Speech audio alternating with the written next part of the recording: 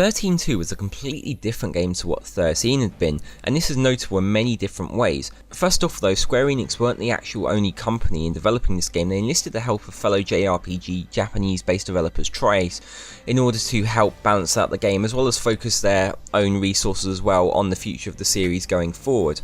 So 13-2 is a collaboration of sorts, and as such, it really does look like a complete overhaul happened in regards to, well, the gameplay, the story, the development, and the general experience that any player would get playing this game compared to 13.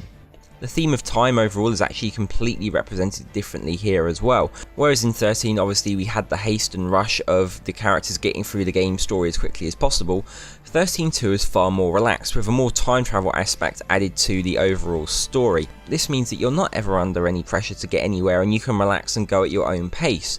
With time travel being now a key theme of the gameplay, you're not limited by the haste and rush to get everywhere. With time travel now being a major staple of the series and the overall gameplay experience itself, it means that you can jump from one place to the next on a whim, and you're not rushed to go through everywhere as quick as possible. The characters aren't as rushed to go through their story, and as such the game has a much slower pace, if episodic pace as well, switching out between different stories as needs be and having various different chapters on the go at once as you try to progress through the stories of the different time periods.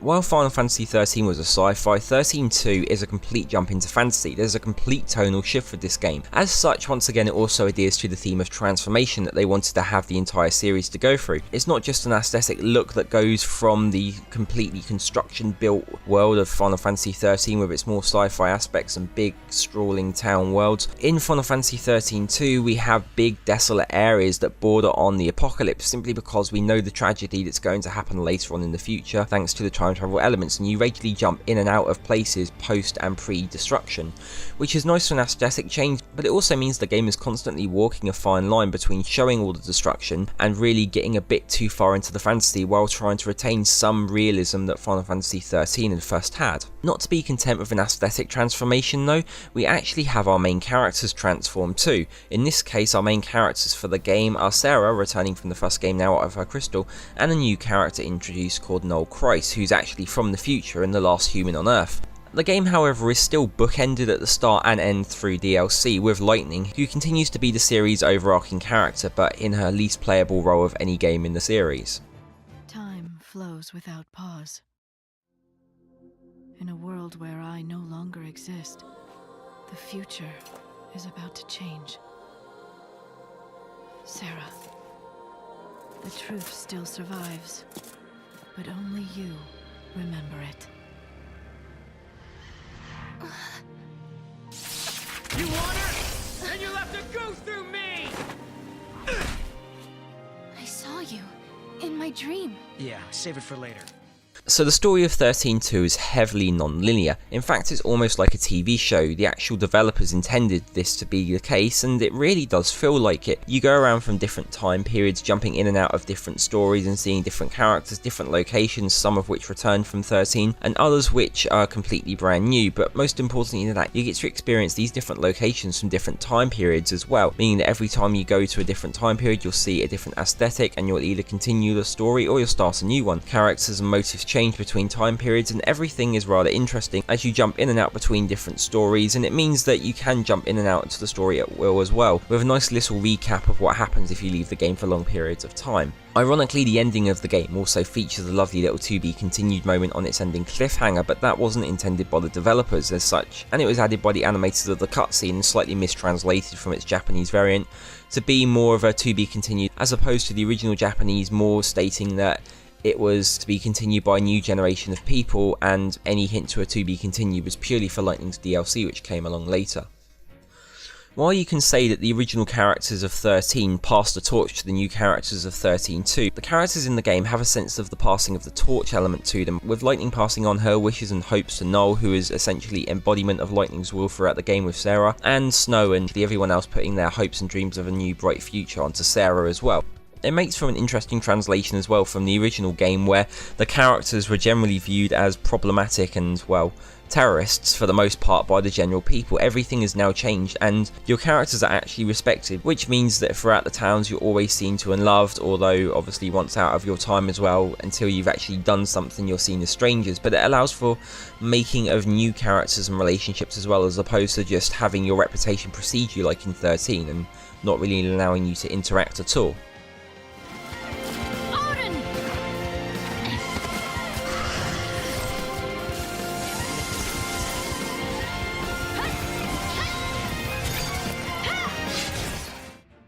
It's interesting to note as well that the main story actually now includes a hell of a lot of Norse mythology into it, and anyone who's played previous Square Enix games like Valkyrie Profile are going to be right at home here with the elements brought in. In fact, there's more than a few links to that in just how they seem to adapt everything, especially with Lightning's story in Valhalla and how it relates to the series as a whole.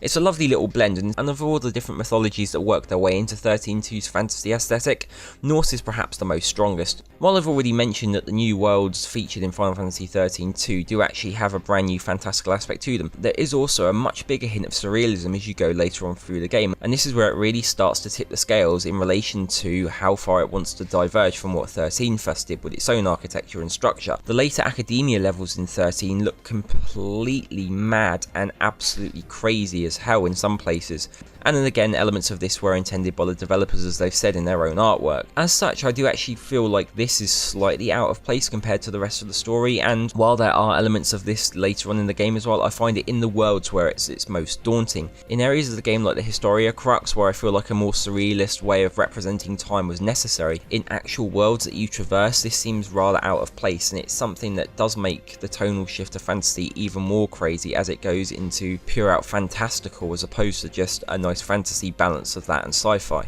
Also, like Final Fantasy XIII, 13-2 has a bunch of novellas as well that got released explaining the backstories and events leading up to the game, as well as certain sub-characters throughout the game, letting you know what they got up to and what their stories were. And it does actually make me think a lot of the stuff that they intended to have in this game got left out, because while certain characters that get explored in the fragments before don't appear in the game, which is fine, there are other elements that I really wish had made it into the game in some form, particularly Snow Story as well, but I'll deal with that when I talk about the characters later on. However, it does provide an actual much bigger setup to the new world of Final Fantasy XIII-2, the world in Grand Pulse, and what's changed between the end of 13 and that.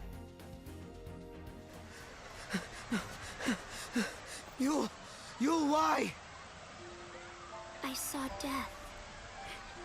If I were to live, it would bring contradiction to the timeline.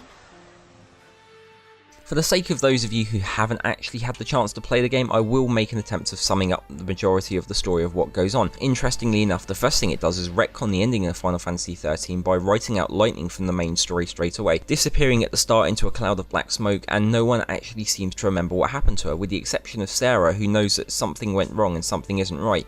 No one else has any idea and even remembers what happened to her, other than assuming that she's in the crystal with Vang and Fanil at the start of the game.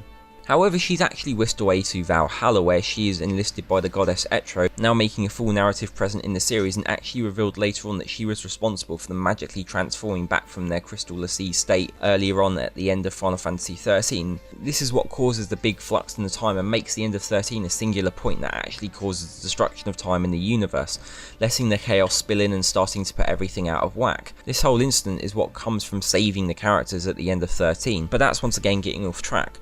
At the end of the world, at his death, Etro also takes Noel Croyson to Valhalla, who is sent by Lightning to aid Sarah in changing the future from the great apocalypse destruction that was then happening. So your journey as Sarah and Noel is to travel throughout the world's times and change the future to something that seems bright and hopeful, while dealing against a new series antagonist Caius, who, while battling Lightning in the future, is also darting around trying to hinder your progress with the aid of Yule, a young girl who's reincarnated in every age who can see the future. Ironically enough, Sarah can also see these same changes in the future, and as the ending eventually leads out, just like Yule, seeing the future has an enormous tax on the body that leads to her highly hinted at but supposed to be a surprise ending that Sarah in fact can't handle anymore after saving the world, and unfortunately dies when seeing the future takes its toll on her at the end of the game, and leading to a cliffhanger that would be expanded on in Lightning Returns. She's very special to you, isn't she? She was. but I couldn't protect her.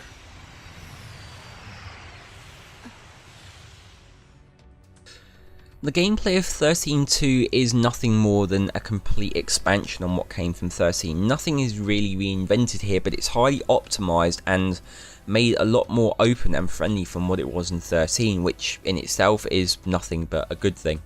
Everything is stage based with no massive overworld that arcs everything out. You go into the menu of the Historia Crux to travel between different time zones and worlds, and every world has a bunch of different dates where you can jump into it at with different starting points, with a couple of different ways you can actually view the world in a timeline form or more menu based forms.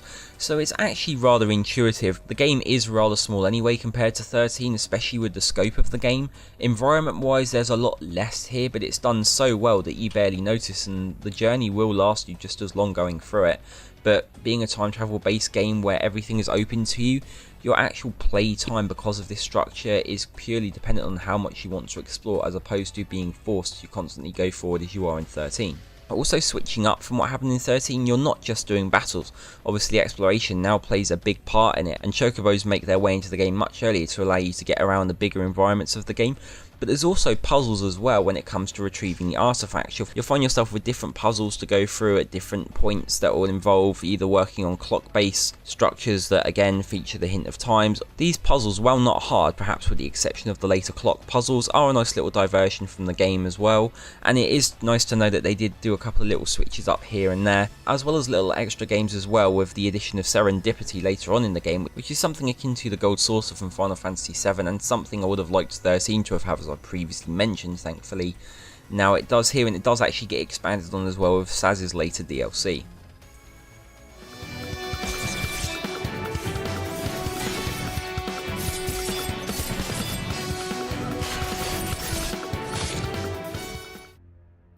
The battle system is perhaps the thing that's received the most changes from Final Fantasy XIII as well. Most importantly, no longer are you confined to just dealing with a lead character. While you will only ever have 2 human characters in the party at any one time, DLC with the exception of this, it means that if one of those characters dies, you just switch to the other character, which is great because it does mean that if you get hit accidentally or an attack is too powerful and you're just not prepared for it, you can just switch to the other character and continue on from the battle. You're no longer forced to restart if you need to. However, their way of actually making you haste through bigger battles quicker has actually changed from 13. You could argue for the better, but it doesn't really matter in the long run, because now you've got a much more open world. You're actually free to explore and grind as you need to actually undertake any battles you can't get past. Although enemies now have a way to deal out permanent damage that lowers your maximum HP throughout the battle.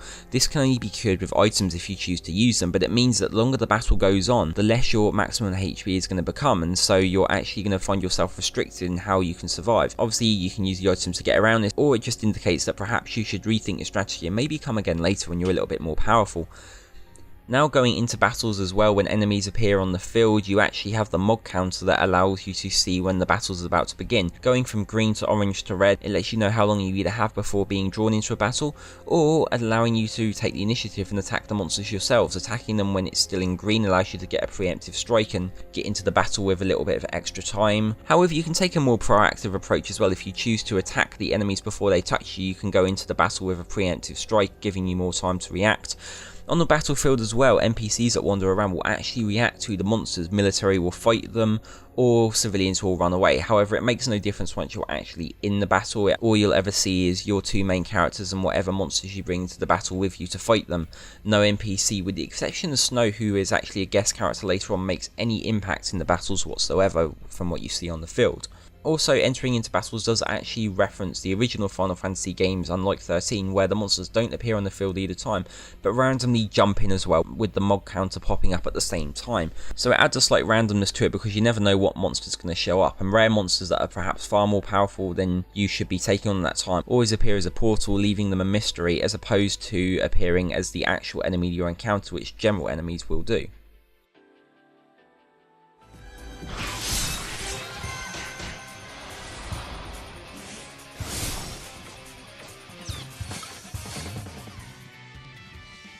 Now this is where Final Fantasy XIII-2 starts to incorporate a few elements of Pokemon, in that Sarah's main power in this game, like Lightning's, is to be able to recruit monsters to her side, and in this case you'll get crystals from monsters you defeated in battle sometimes, and you'll be able to call them into battle in one of the various 6 different roles that the game has for the party members. You can switch out between 3 monsters or characters in the case of some DLC, as this is the same way they used to provide DLC characters from the previous games.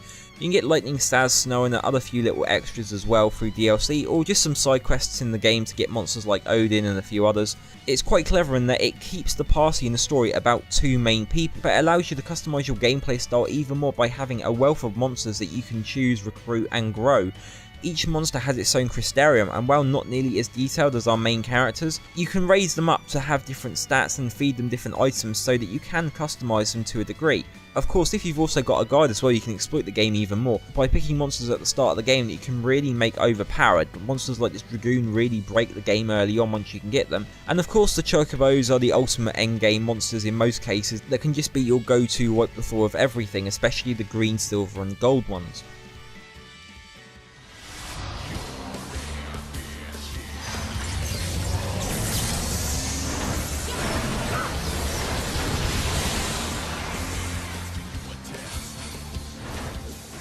For XIII-2, the boss battles don't feel quite as big and epic as they did in the first Final Fantasy, possibly because of the reuse of some of the minor boss battles early on as well,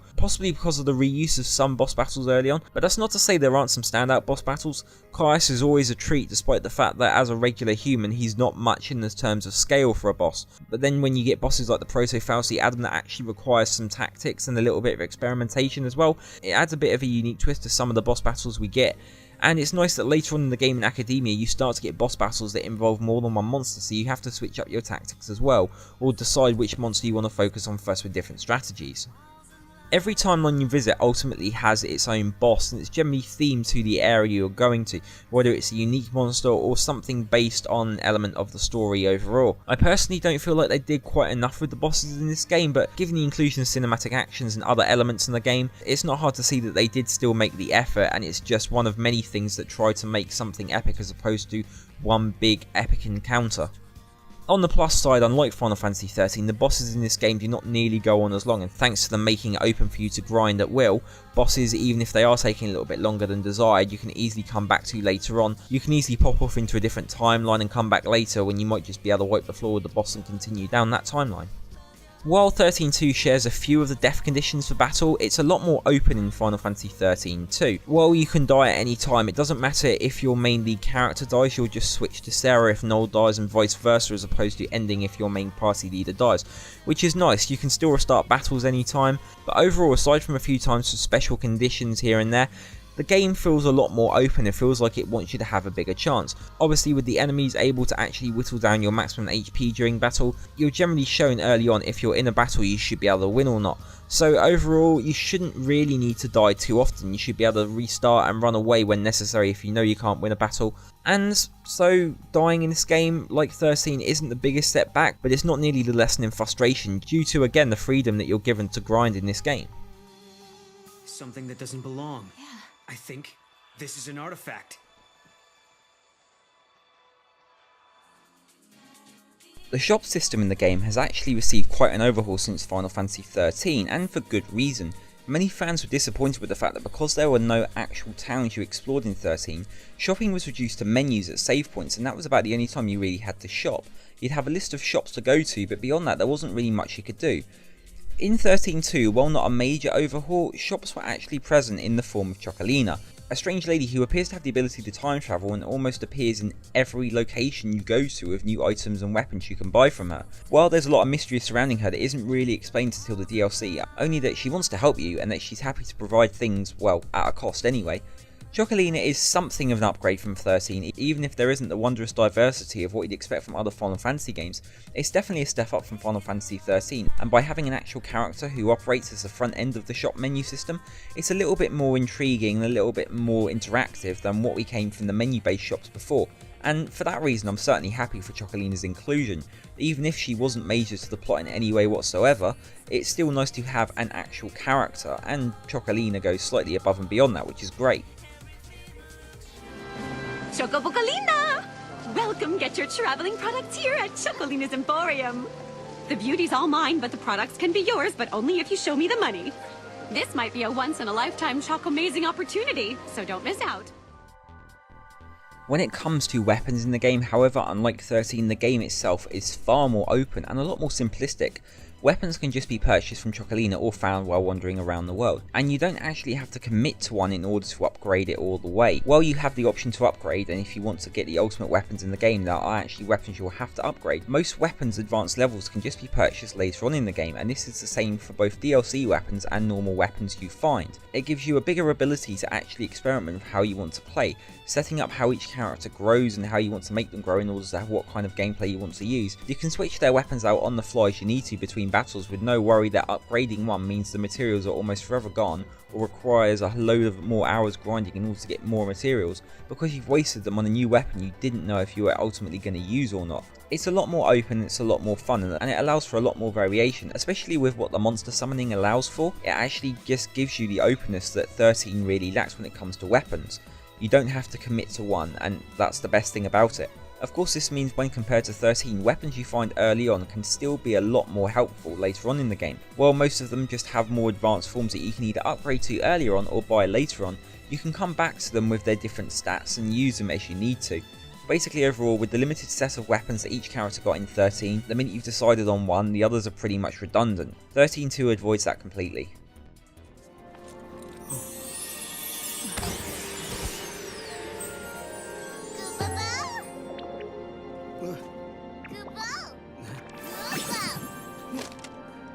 A good luck charm. Give him to Sarah. The Crystarium is back from Final Fantasy XIII, but once again, like everything else, it has a complete overhaul in how it works. However, ultimately, the Crystarium is still a user interface that, while beautiful, is completely unnecessary for what the game does. You get experience as you fight battles and you level up via the Crystarium. The game could easily just streamline all of this, however, with just letting you level up as a normal character would in any other RPG, and just giving you a choice of every level what you actually want to upgrade stats wise. It's a lot more open compared to what there was before, and you do actually have some strategy in what you choose, with bigger nodes along the Crystarium that actually allow you to get bigger bonuses, and so what you choose to upgrade stats wise for those bonuses is important to how you want your characters to develop. If you want them to specialise in a particular role, then it really is on you to make sure that you're upgrading the correct stats with those bigger roles compared to the general nodes that are along the Crystarium.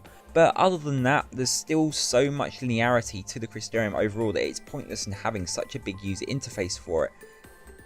This of course applies to the monsters in the game as well. Every monster you can recruit, and this also includes DLC characters as well, has a Crystarium. There's lots of them, there's over 100 by far, and while it's a great sense of freedom having so many monsters to choose from, having a Crystarium for every monster once again just really means that there's one more thing you have to do in order to upgrade them, where for monsters I would have happily just had monsters that were automatically upgraded level wise and really didn't need that level of freedom. You certainly once again did not go into the menus. It's the leveling system that seems to waste the most time in both Final Fantasy XIII and 13.2, but while the linearity of 13 meant that it was actually nice to have a little bit of a break from the endless hallway, 13.2 it's just yet another distraction that you have to keep going back into, especially when you can constantly be juggling new and old monsters or bringing new ones in where you have to once again go through and level them up. You spend a lot more time in the Crystarium overall in this game than you do 13, and it's a slightly depressing note because it all amounts to just wasted time with a pretty background.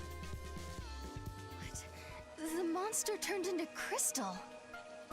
Servant of time, daughter of chaos, unto the world unseen, the untamed you guide. What do you know? It talks.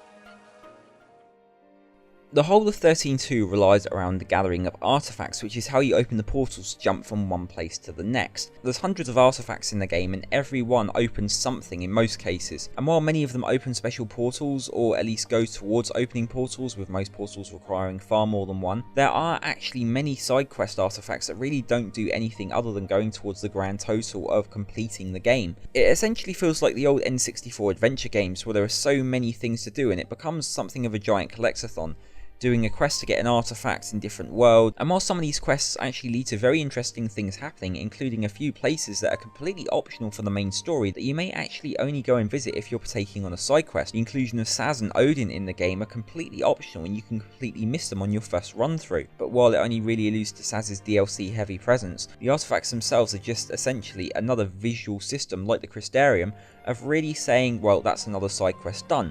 Many of the side quests are simple, gather these things, do this, do that, simple things, but because you actually have to track them down or you get them from NPCs you wander around in towns, it actually adds to that openness again that Final Fantasy XIII just didn't have. The actual fact that you have side quests from the minute you start the game as well means that overall the game feels open and there's still more to do even when you think you're at an impasse, and you can easily find yourself getting lost midway through the game because you're stuck on what to do with the main quest, but there's so many side quests available to you, so it stops you getting bored. But ultimately, once the main game is done, some of the minor side quests seems just so much like fluff that perhaps they shouldn't have been there in the first place, but again, in comparison to 13, it's something I am quite thankful for overall. Some of the artifacts you get from doing the quests actually give you special abilities as well. You take them to Serendipity and your characters are given these extra abilities to help, while there are some that you're given as part of the story or you're recommended getting as part of the story, like the high jump or the ability to glide or the throwing mog ability. Various other abilities as well are all based around you doing side quests to actually get them, and they all contribute to the game in various different ways. My dear travelers of time, I see you have in your possession some fragments. Do you know their power? Well, we're not exactly sure what they do. Those fragments are remnants of a time past. The goddess's will is that they fall into the hands of those with the purest of hearts. So are they something we're supposed to have, or? You too are their rightful bearers. You will find more as you continue your journey in the outside world. There's also, like Final Fantasy XIII, a few mini-games as part of the main story as well, generally linked around certain abilities like throwing Mog, or just doing other little bits and pieces as part of the main game. There's nothing overly crazy, but they are again nice distractions, although not nearly as welcome as in 13 because you don't feel like the need to constantly be switching up because of that one thing you're always doing over and over again. Serendipity itself as well is also home to the majority of the mini-games in the game, acting like Final Fantasy VII's Gold Saucer, but with not nearly as much gameplay. It was something that was supposed to be expanded on in DLC, but overall just doesn't quite feel as good. But it's a giant casino which has a couple of games you may find yourself interested in, and achievement hunters will find themselves having to spend a lot of time here in order to get the ultimate artifacts that are stored within the realms of the winners of the casino games.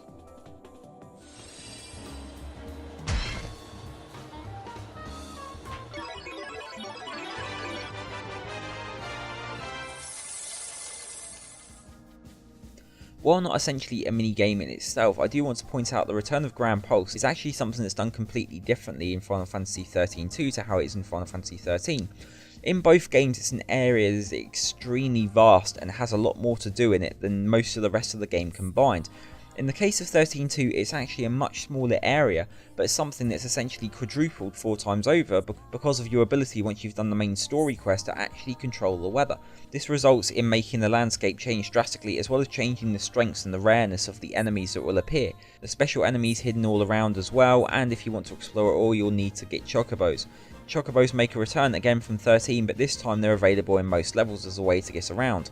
However, there's also the inclusion of the rambunctious chocobo, a chocobo that just essentially takes chocobo feathers that you need to ride them and eats them at 3 to 4 times the speed. They're not really any different other than that, but I find them notable simply because they have a nice remix of the traditional chocobo theme with them, and they have a nice vari-coloured design that I haven't seen with many chocobos, so for that reason alone it's actually something that I found worthy of mention.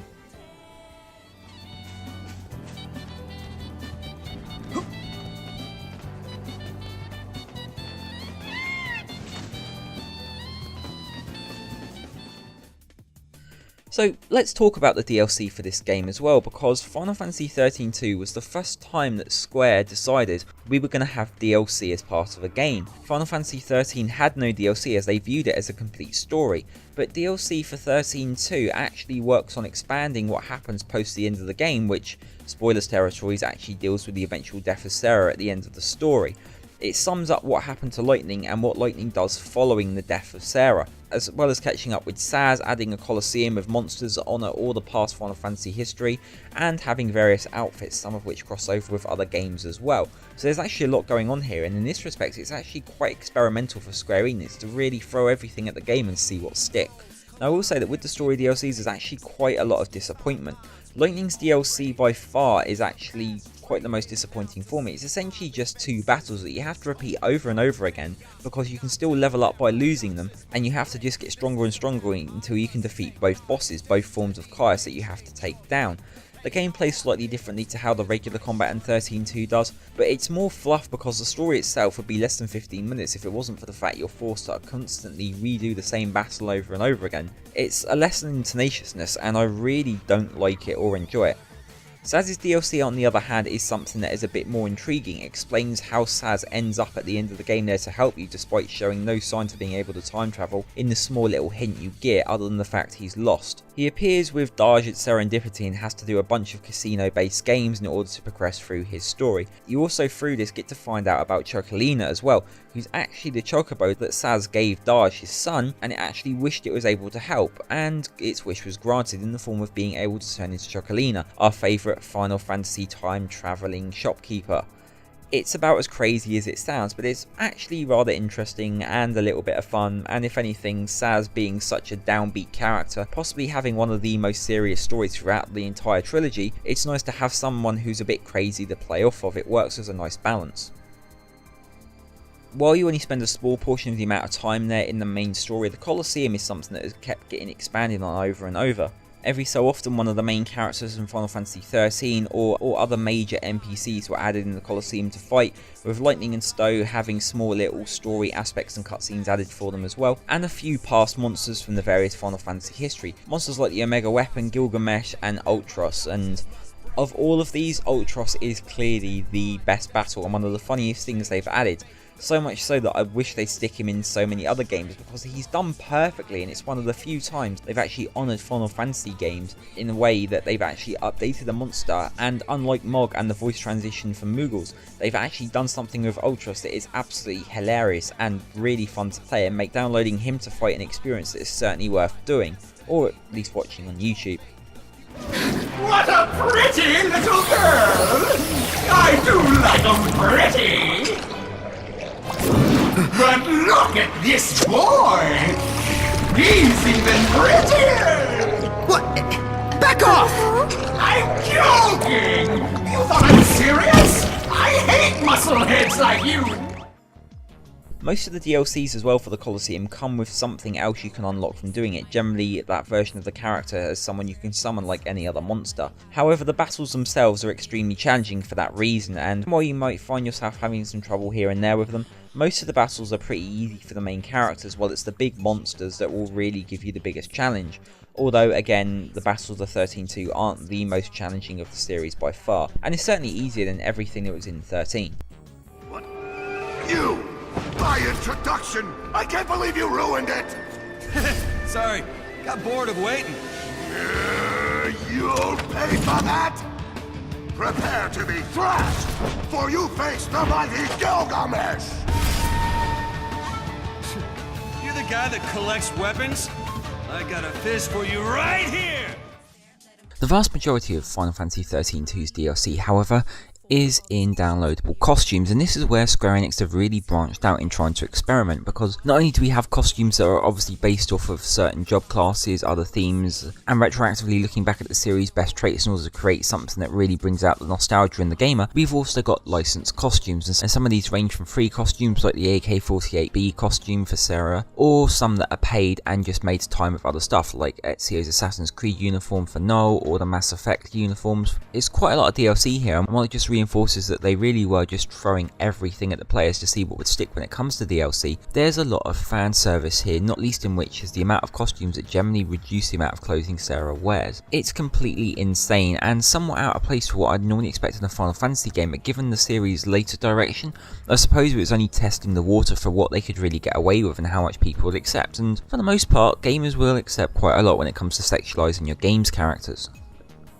There was of course one more DLC, and possibly it would have been the biggest DLC that would have actually come out for 13-2. Snow is supposed to have his own story like Lightning and like Saz, and it would have been based around his own story. And Snow, well, I'll get to his main story later because he has some of the most interesting stuff that doesn't happen in the games. His DLC was due to be a more exploration based one, riding around on his bike Shiva. It looked like from some of the beta testing footage to be something that would, well, actually be quite interesting and something of a departure given the fact that there wasn't any sort of racing game in the Final Fantasy, and I can't really think of many that have been full-scale racing or adventure racing games, so it would have been interesting to see how they did it. But seeing it was cancelled, either DLC wasn't selling that well, the reception to what they'd done so far was a bit low, or the gameplay just wasn't up to the standard they expected for their release. Either way, it was an interesting concept that just never got the final release, and I feel like it would have been nice to at least have some more development with Snow. As much as everyone does hate him, I can't help thinking that given the development he gets outside of the main games, there's actually a good character waiting to get out. They're just not willing to put it on the screen. Ultimately, Snow's DLC would actually just be tied into the Colosseum, so obtaining his character for use in battle and just fighting him and getting his little bit of story just happens as part of the other Colosseum DLCs. He gets a cool little intro cutscene that shows him off, but there's not much else that actually happens with Snow overall, and his DLC of the character DLCs is probably the lesser overall, content-wise.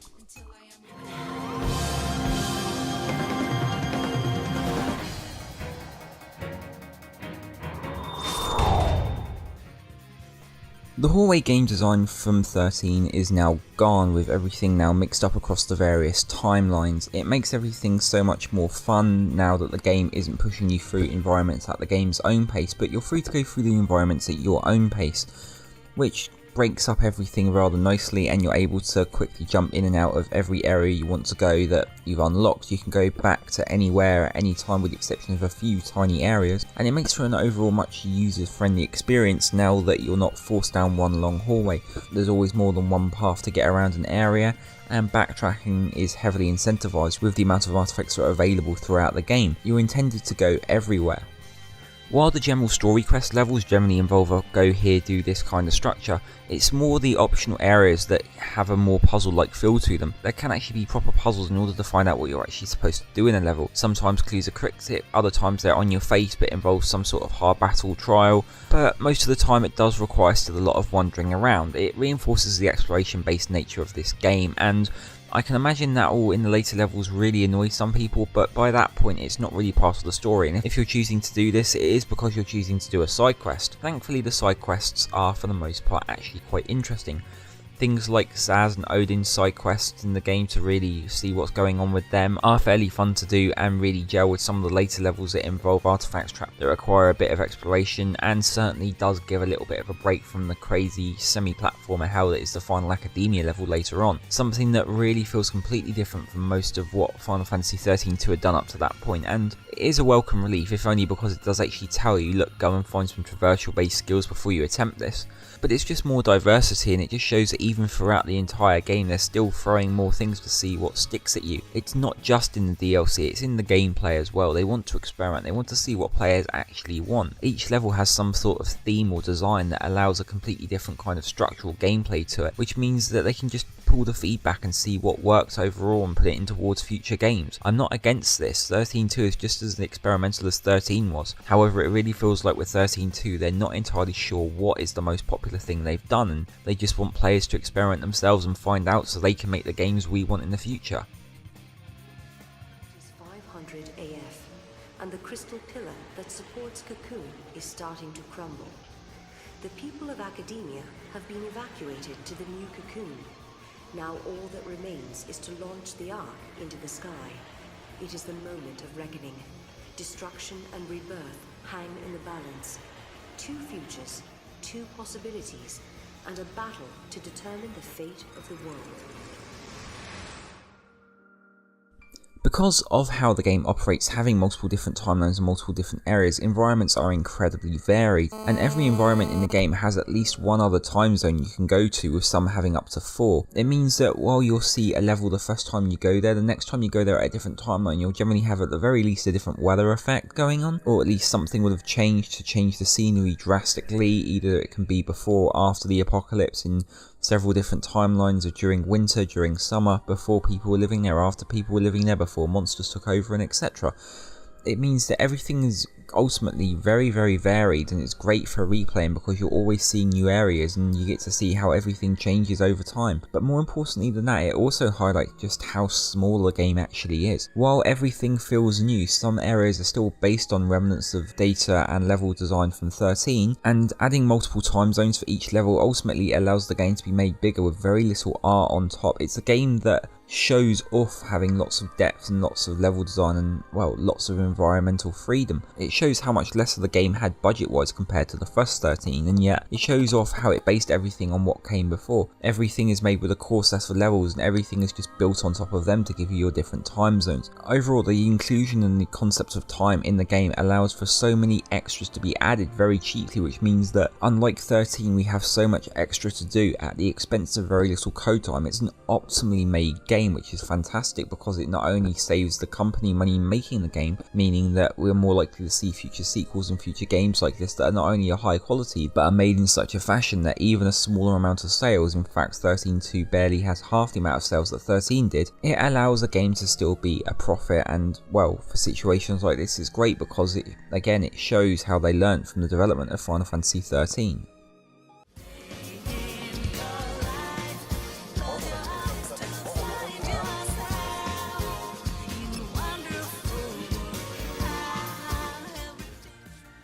Of course, the environments and levels also had to move away from what 13 had as well, and not just in the story but in the design. 13-2 mostly moves away from the realm of Pulse, nearly focusing everything on the realm of Grand Pulse, which was mostly technological advancement free when you visited it in 13, and now over time you actually get to visit it and see how tech builds up as people bring all their tech to the world of Grand Pulse, and you get to see everything slowly changing over the time as you progress. Tech advances more further than the first game, and links to FFXII are ultimately very reduced, therefore reducing the amount of knowledge you actually need to have to 13 and making it as much of a standalone experience as possible. It's really only the first time you deal with Academia and a few other levels that you have to deal with FFXII, in this case Adam and Snow. Snow has the after effects and Adam is a full-on proto-FFXII made to be a potential power source for Academia. While ultimately this goes wrong and it's something you change in the game, it's another instance of them trying to move away from what came in the first 13, although ultimately FFXIIs are a part of the 13 universe. It's just in this game they are at their most minimally used, and nearly everything regarding a FFXII that's important to the plot outside of Adam's role in Academia generally means that these side stories like Snow's main story are relegated to tales outside of the main game. Get close, I'll cover you. Don't be a fool. Come on, trust me.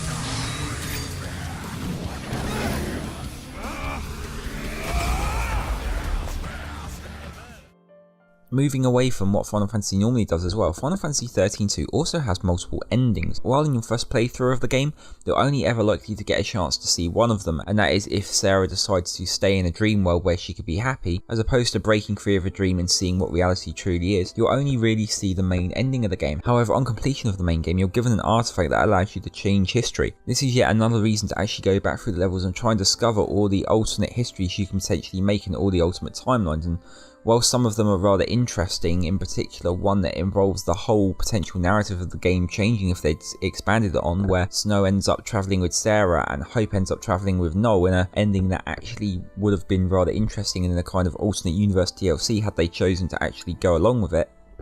Most of the extra endings are just trolling you and bits of fun, one of which you even end up disguised as Flan, and it's absolutely hilarious in what some of these endings can become. There's lots of thought going into it, and overall it's actually just fun trying to unlock them all. Even if you use a guide, it's just seeing the various things that you can do and how you can mess with history, and in a game that actually is revolving around time travel, it's nice to see that in an element of something like Chrono Trigger that also did the same thing with its New Game Plus, that you can actually screw with history and just have some fun. It's the game letting its hair down, and including fun stuff like this is absolutely perfect for a game that's just wanting to be completely different. Once you're done with the main story and you've had that ending that is nowhere from a high note, it's able to say, well, jump back in and, you know, have some fun stuff. It's again great for giving you a more positive experience of the game overall when the game itself doesn't end on the highest note.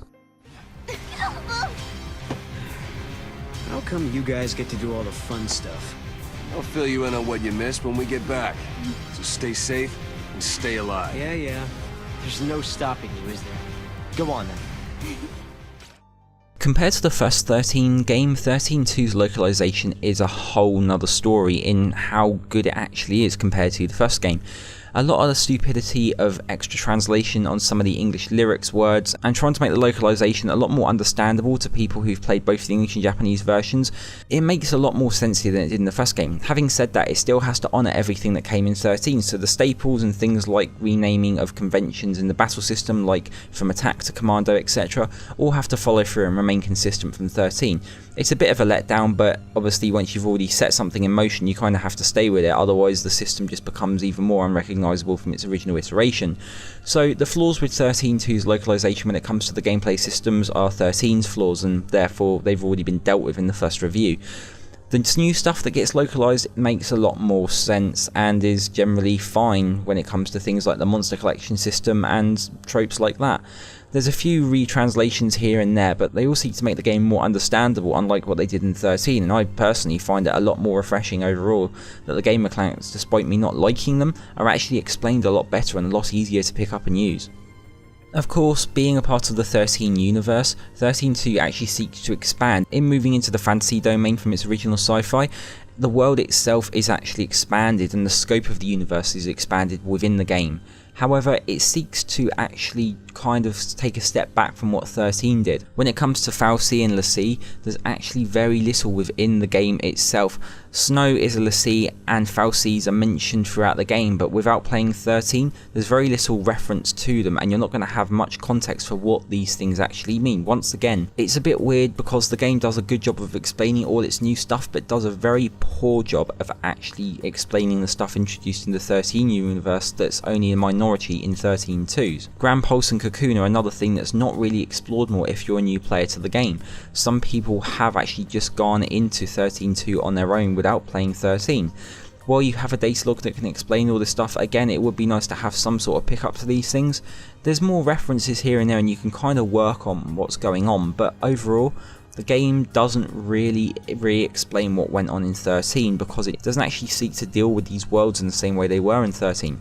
They're parts of the universe, but they're not any part of the future, and for the most part you're dealing with the future in Final Fantasy XIII-2, not the past.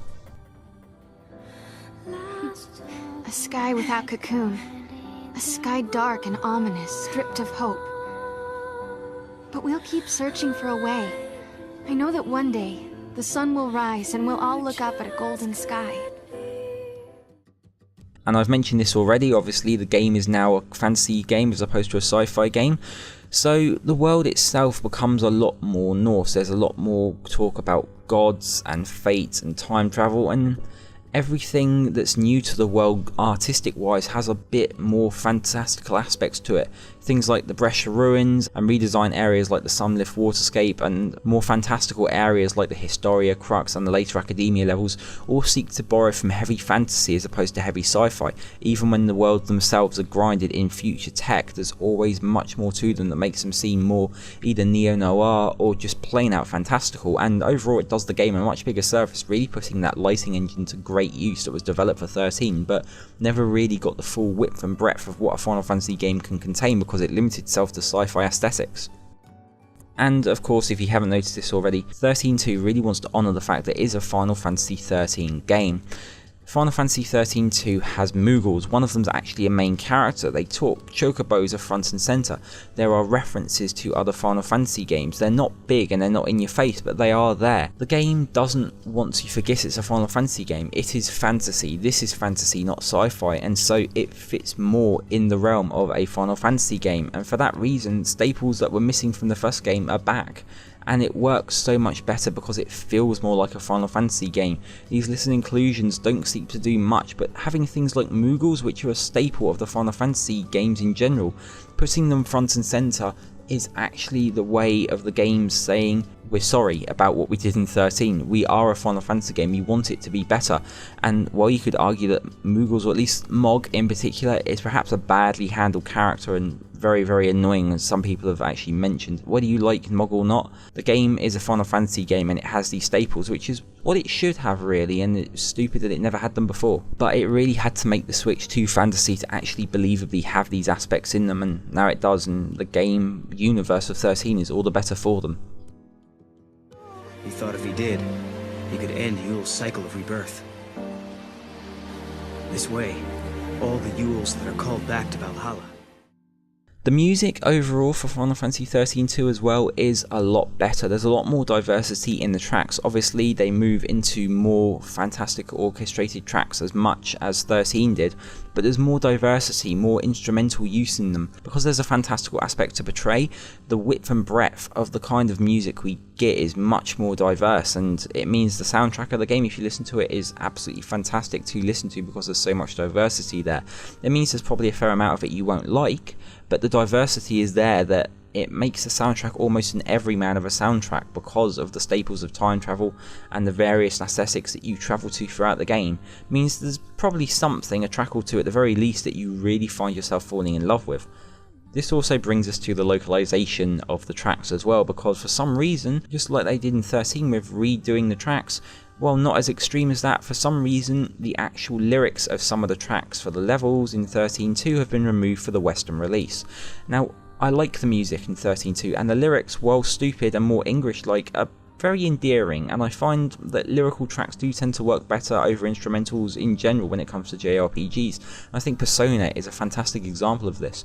Removing lyrics from half the game's music seems like a weird misstep, and again shows they're not having faith in their actual Japanese translations of stuff.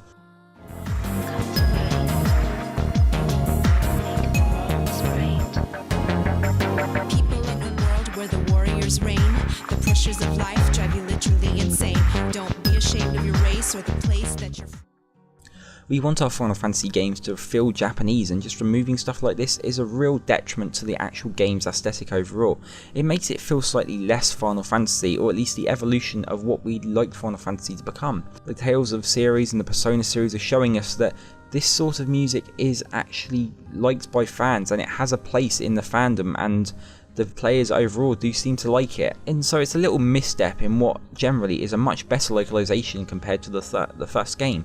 And the evolution of what the music does in Final Fantasy XIII-2 is just a little bit lesser of how good it could have been had they chose to actually keep all these things in. And it's a shame overall. The music itself, you get to appreciate it more if you're just hearing the instrumentals, but I personally prefer the lyrical versions, and I imagine most people will be the same once they've actually heard them.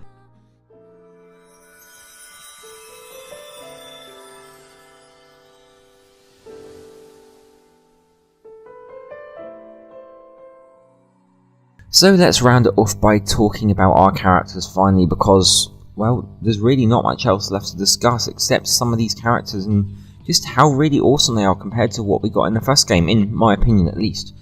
Our main characters being Sarah and Noel, and obviously the main cast of 6 being reduced to a core cast of 2 in this case, actually makes for a much more focused story overall, without the constant switching back between characters back and forth. You're set with 2 characters you get to explore throughout the entire game, and the general theme of these characters all in some way are fighting their fate. They know what their fate is to a degree, and they are all fighting against it in some way or another, or learning to accept their fate despite perhaps not wanting to and wanting to change their fate, and I'll talk about that for each character in specifics. But let's start off with Sarah, because she's perhaps our new crux for the game. She's our main new title character and the holdover from Final Fantasy XIII.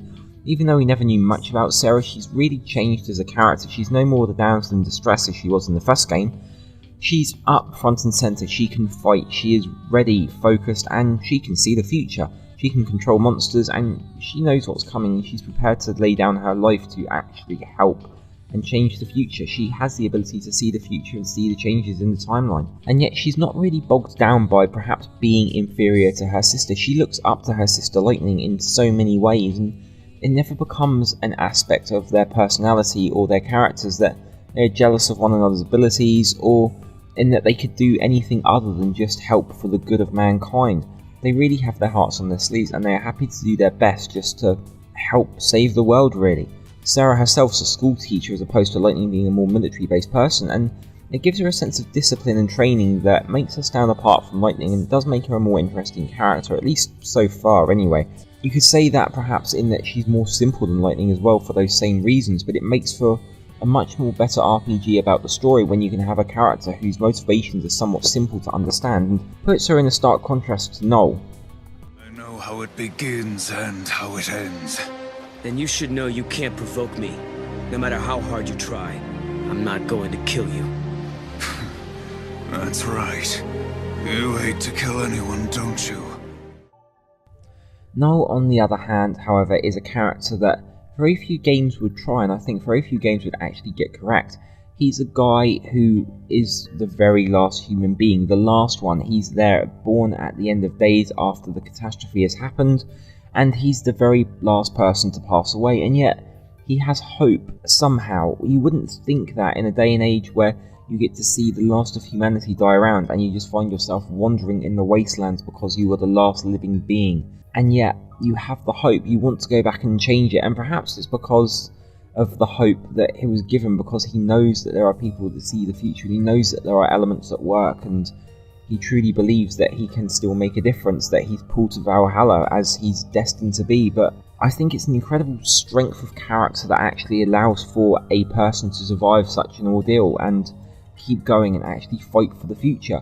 I think his optimism in such glaring odds and situations is something that really was missing from the first Final Fantasy XIII game. He's also a rather well-designed character in looks and appearance as well. A fun combat character to watch in battle, and someone that I think really kind of bridges the gap between what Final Fantasy XIII was trying for and what Final Fantasy XIII-2 does. He's a cross between fantasy and tech, with a very cool staff-like sword weapon that merges together in a rather entertaining way, and yet character designs that make him feel like a part of the Cocoon world. He's very much the hunter as opposed to Sarah, who's very much the teacher, but he teaches in his own way as he has his own life experience of a world much harsher than what Sarah's used to, and it makes them playing off each other rather well, as well as his reaction to seeing what the world was like before everything went wrong and the world started to rot and decay. Divine Etro, go peacefully to your rest. I will stand guard over your legacy. Lightning herself is not the biggest character in XIII-2. She starts the game off really opening the game's events and setting Noel on his quest to recruit Sarah. But beyond that, not much is shown of her. Even in her DLC at the end, you only see her being set up for the final game in the series. Not so much actually seeing much more about her. She's not really grown much as a person because she doesn't really get any character development. She's been pulled into Valhalla and is someone who, as a fighter herself, is happy to accept the mantle as the warrior goddess, the Valkyrie who's willing to lay down her life and lead the monsters against the attacking forces in Valhalla. She's always the person who would step up, and I don't think that was in any doubt at any point. But she has a larger view of the grand scheme of everything now, and she's able to try and just put the pieces in place to do what she can't. She shows that she has trust in her sister to do the right thing and save the world. And it's amazing that she only actually appears to her sister as opposed to any of the other people she's fought with in helping. Perhaps she could have done more, but it shows perhaps she still only has her true trust in her sister despite not perhaps wanting the potential end outcome of what could happen. She has faith in her family, and I think that's perhaps the first emotional defining quality of Lightning, as underwritten as it perhaps is for XIII-2. You're not listening to me. Humans aren't strong. They die easy. Well, some of us are tougher than others. Snow is a character again who hasn't really grown much since 13 ended. He's gone on a quest and left Sarah because he believes it's the right thing to do. He's taken up powers of being a sea again because he believes he needs that power in order to save the world, and as with Snow in most cases, it's always about being the hero. It's always about doing the right thing and putting everyone else above yourself. However, perhaps in that he's now in a perfect relationship with Sarah again, his reasons for leaving, well justified, somewhat err on the side of selfishness as well. Not so much because he believes he wants to be the hero and actually save the world, but he didn't so much have faith in Sarah to also be that person alongside him. He made a vow with her to spend his life with her and yet goes off. It's something that I find underwritten and not explored, the fact that he does essentially leave her and take up a power that is going to kill him regardless of what Sarah may think, and it's an incredibly stupid thing to do.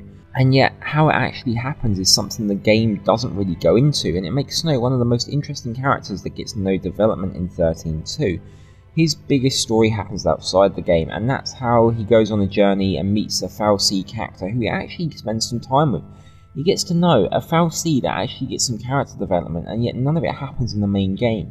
There was an opportunity here to have a DLC that really outlined this scenario, and nothing really along those lines happened. There was a planned DLC for Snow that had some bike riding and some general exploration, but it never really got to see the light of day, which is a shame because I feel like Snow is a real missed opportunity. He's an interesting character that just gets no actual development inside the main games. If you're willing to read the novella, you'll actually learn a lot about him and the character FFXII that actually gives him his power again.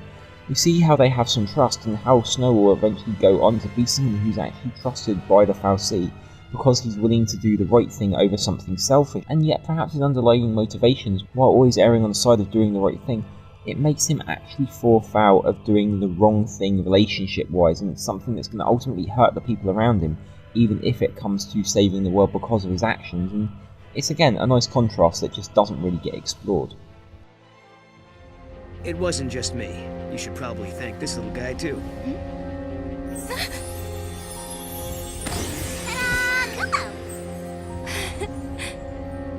Wow, is that a toy Moogle? Mog is a character that people either love or hate. It's the first time a Moogle has been voiced in the Final Fantasy games as far as I know, and I think it's something that people find a bit annoying overall. Mog's design also seems very unindicative of what the standard Moogles generally look like. There's no real major fur and the body proportions seem to be a little weird, but as characters are always redesigned, even share characters between every Final Fantasy game, that's not so much a problem for me, but I feel it's worth pointing out. It's really the character development of Mog, and that there isn't really much, and I suppose Mog is just seen as an annoying character that's always going Kupo, perhaps somewhat related to Navi in that how in Ocarina of Time she's always going, hey, listen. But I feel like Mog was underwritten to be a character that could be just written off as a creation of Lightning who's actually just Sarah's weapon, able to give some guidance when needed and use other abilities for the point of the game, but someone that could be written out if the character was really, really hated. And while in the next game Mog gets very little more development, there is a bit that adds to the character and shows that obviously Mog is now a real Moogle, but I feel like there was more of an experiment that they're kind of working on, and they're still not entirely sure how they want to have Moogles voiced within the Final Fantasy universe yet. You think this'll make Yule happy? Which Yule are you talking about? I've known and protected hundreds of Yules. All they had the same soul. Every one of them was unique. Of course, our villains for the game. Caius, he's the main villain, and what an interesting villain he is. He's someone who's very duplicitous, and I find that incredibly fascinating, and having an actual villain who's seeable throughout the entire story is again a great contrast to what Final Fantasy XIII did. He has a great design to him, and he has a kind of omnipotent presence that whenever he's in the scene, he's kind of not quite scenery chewing, but your eyes are always on him as someone who's really that interesting and very captivating in himself. He's the guardian of Yule the Seeress, and I feel like despite the fact that throughout the many generations of seeing someone you actually love, not in a romantic way but in a protective guardian way, consistently die time and time after again, it's gonna actually affect you in a way, in the same way that perhaps Noel could have been affected by the dwindling world and everything being destroyed, and yet he isn't as strong as Noel. He doesn't have the heart to keep going, and he's affected by it. He wants to change things, he wants Yule to live, and the reasons he's going for it are very understandable, and yet what he's done to actually make it so she can survive is pretty horrific in the grand scheme of things. He also knows his fate is to die at Noel's hands as well. It's a destiny he set up himself, as all guardians do. But perhaps it's Noel's reluctance to actually kill him that spurs his own reluctance to follow his own destiny and actually try and carve out something for himself and Yule, to change things away from what they should be to what they could be in a more hopeful way for him. It is somewhat personal and goal that's very much achieved because no matter what happens he gets his way ultimately with the power that's stuck inside him that makes him the guardian that he is for Yule. I feel with Caius it's all very much about why he's doing and not so much how, which is very much in flux and somewhat confusing as well, as with most of the Final Fantasy XIII-2 plots, or any Final Fantasy plot that involves time travel as a whole. Things do get a little bit confusing and require a lot of reading into to understand, but his motivations are clear, they're on his sleeve, and I think that's the most captivating thing about him. The Seeress Yule, however, is slightly different. She's a girl who's reincarnated into, well, every century, I suppose, every decade, every time a Yule dies, and they die young because power kills. They can see the future, they can see what happens, and they can see the many paths that every interaction, every decision can potentially take you on. And for that reason, they die. Seeing the future is very taxing on the soul, and it's enough to kill anyone very young. Very few Yules live past their teenage years, and Sarah shares that same power as what Yule has. Caius, an eternal guardian who grows with her through the time, really doesn't again quite have the optimism and more importantly the acceptance of what Yule has. She understands her destiny, and Yule as a term is more a term for various different Yules. Every Yule is still individual, she's her own person under the same name, and it's important to remember that Yule is just one of many, and while there are a few notable ones that are explored in the story, everyone is different. They all have their own traits. They're not explored, but you are made clear that Yules are, well, there are many, there are hundreds, there could be thousands, and there probably are across time. For all these poor girls who have been seeing the future, seeing the calamities that will happen, and have lost their lives in pursuit of trying to make things better or just preserving the timeline.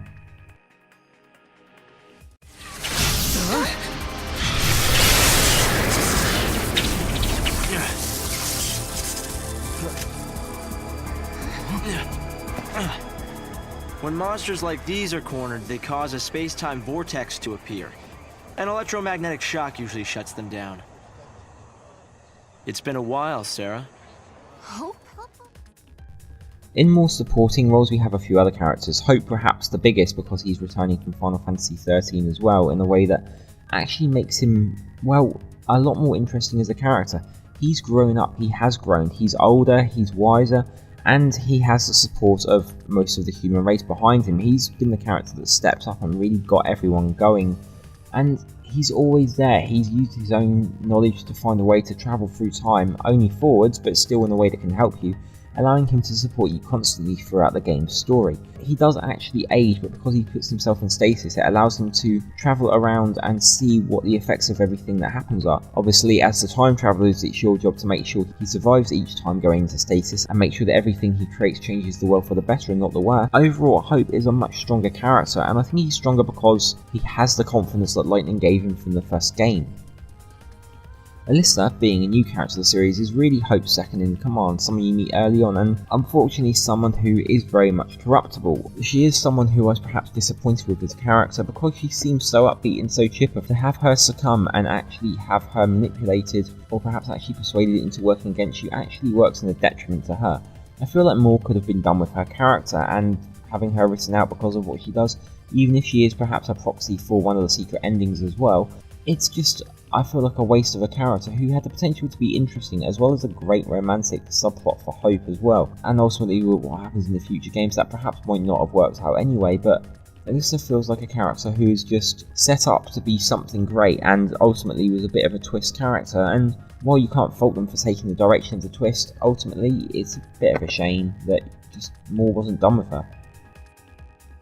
Chocolina again is another new character who comes into the series, and perhaps one of the smartest things Final Fantasy XIII-2 does, and it's having a character who's on the nose and a bit crazy and very much out there.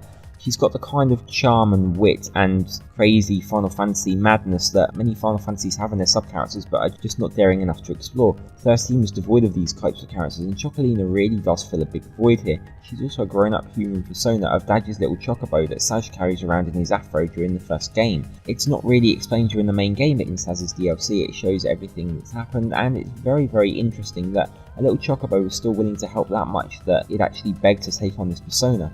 Chocolina could have just been a crazy shop character, but they've actually gone out of their way to give her some depth and a real bit of fun and charm to her as well. It makes her really fun as a character, and we need more characters like her in games because she's just entertaining, even if somewhat annoying perhaps in the best way, and because she's a shopkeeper, she's not overly important to the main plot in a way that actually ruins things for you for our constant interactions with her.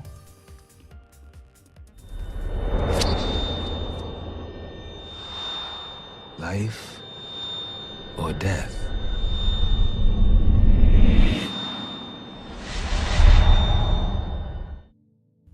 This of course leads us on to Saz as well, someone who is bar a little cameo during the game. If you choose to go out of your way in some of the levels and actually explore a bit more to find artifacts, you're only going to see him appearing as a Deus Machina right at the end of the game, piloting an airship for you. And there's not much really to Saz. Even in his DLC, it shows you that Daj has gone missing and he's there trying to save him, but his DLC isn't focused on combat, it's focused on just a little bit of exploring and the casino. It's really just a way to explore some of the Serendipity games and add a little bit more extra content that way. It's not the most fun DLC either, but overall it does add a little bit to the story, and if you like Saz, then you're probably going to enjoy the DLC and his character development. But it again sets him on his path for the final game, and overall Saz is just a very, very minor character who managed to get DLC somehow in 13-2 when other characters perhaps would have benefited from it more. He hasn't so much changed as a person as he is once again very much down on his luck as a gambler himself, and I suppose that's personified by the whole idea of the DLC being serendipity based. He has a sense of luck in all the wrong things. It's luck when it comes to life and situations, but perhaps not family and those sorts of situations, and it makes you feel slightly more heartfelt towards the character because everything seems to go wrong with him. Of all the characters in the story, he only ever wanted his son back. He only wanted the most simplest things, and yet he's the one who's perhaps denied those things consistently. And again, it's understandable in the character arc of where he's actually going overall that they want to just throw everything at him in a way that none of the other characters can have. Not having died outright killed is what happens to Lightning and Sarah, but being more in a way that perhaps it looks like there is no hope, but there's just enough to keep him grounded, just enough to affect him in a way that no other character really has in that mental state, and it's capitalised on rather well in the final game of the series. What is it you want, exactly? A future that has people in it. In conclusion, I suppose Final Fantasy XIII-2 is just a much improved sequel. In the fantasy realm, like every Final Fantasy game should be, it's a game that is ultimately very fun, very rewarding, and it has the openness to allow the player to do what they want and therefore explore the story at their own pace, to learn things at their own pace, and to not be rushed through and to grind and make things easier where they want to. It's a game that's open, even if it is grounded in time travel, which always does make for a little bit of a confusing time, especially if you're returning to the game after not playing it for a while and there's a lot to catch up on. But the game is something that's done with very small scope but handled really well. I think that ultimately being the second game in a series of 3, no one really gets to the end arcs of their stories with perhaps the main character Sarah, and albeit it ends on a very, very sour, run-down note. In the same way that the first game was, everyone's fighting their fate, perhaps fighting against people who want to change their fate. It's incredibly interesting, and once again fitting the theme of transformation that the 13 series has as a whole. Everyone does change in some form, whether it's for the better or for the worse. Most people do tend to step up and really raise their game from the original game to this one. A lot has happened overall, and while the game itself doesn't explore everything, with all the novellas that really flesh out the background story as well as other characters, Final Fantasy XIII-2 is a great game in my opinion. I still think the next one, Final Fantasy XIII Lightning Returns, is better, but compared to what happened in the first game, I think the overall design of the game made for a much improved sequel, and something that unfortunately not as many people have played as the original, perhaps soured by the experience in the first, but one I really think you should go back and try if you haven't already. Final Fantasy XIII-2 is a really enjoyable game. The ending of 13-2 left no one with any doubt that a sequel was coming, something to wrap up the trilogy. We'd be returning to Lightning, but the game would be something completely different from everything we'd seen from the Final Fantasy games before, especially what we'd seen in the Final Fantasy XIII games. So, in the move from 2 to 3, we had a complete restructure of gameplay, the game engine. Really, everything else from this game was aiming to be something completely different. So let's explore the change of Final Fantasy XIII Lightning Returns. A game that quickly can be summed up as more Valkyrie profile in execution, but taking the theme of time present in 13 and 13-2 in a completely different direction. Something that personally I found amazing, if not quite what you expect from your standard Final Fantasy game. So that's pretty much it for 13-2, and I hope so.